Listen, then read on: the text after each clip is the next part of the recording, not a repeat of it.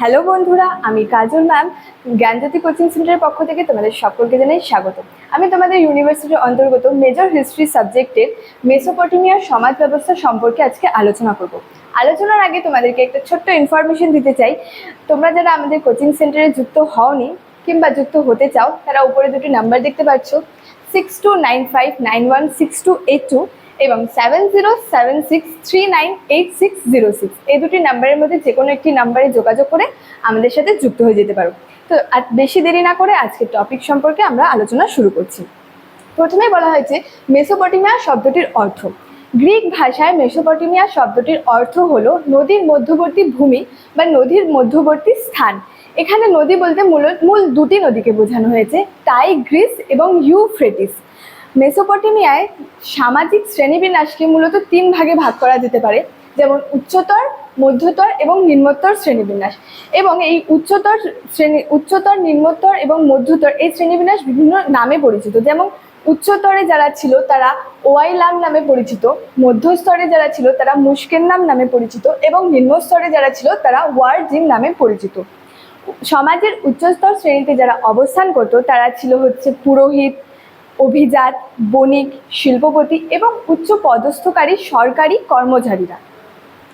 এবং মধ্যবর্তীতে যারা অবস্থান করত তারা ছিল চিকিৎসক, ক্ষুদ্র ব্যবসায়ী এবং বিভিন্ন শ্রেণীর কারিগর। এবং নিম্নস্তরের শ্রেণীতে বা নিম্ন শ্রেণীভুক্ত যারা ছিল তারা ছিল দাস বা কৃতদাস, ভূমিদাস এবং সাধারণ শ্রমিক। মেসোপটেমিয়ায় যেসব সমাধি পাওয়া গেছে সেখানে সামাজিক স্তরভেদের প্রমাণ রয়েছে, মানে যে স্তরগুলি পাওয়া গেছিলো সেগুলির পুরো প্রমাণ পাওয়া গেছে যে এগুলোর স্তর রয়েছে। এবং সুমেরীয় সমাজে বলা হয়েছে যে যুদ্ধবন্দীরাই একমাত্র দাস বা কৃতদাসে পরিণত হতো। যেমন যুদ্ধবন্দীরাই বলতে বোঝানো হয়েছে যে যুদ্ধে যারা পরাজিত হতো বা হেরে যেত তারাই দাস বা কৃতদাসে পরিণত হতো। এমনটাও বলা হয়েছে যে অর্থের বিনিময়ে দাসত্ব থেকে মুক্ত হওয়া যেত। অন্যান্য প্রাচীন সভ্যতার মতো মেসোপটেমিয়ায়ও দাসদের হাটে বাজারে কেনা বেচা চলতো। মানে এমনটা বলা হয়েছে অন্যান্য প্রাচীন সভ্যতার মতো মেসোপটেমিয়াতেও দাসদের হাটে বাজারে কেনা বেচা চলতো। স্যামুয়েল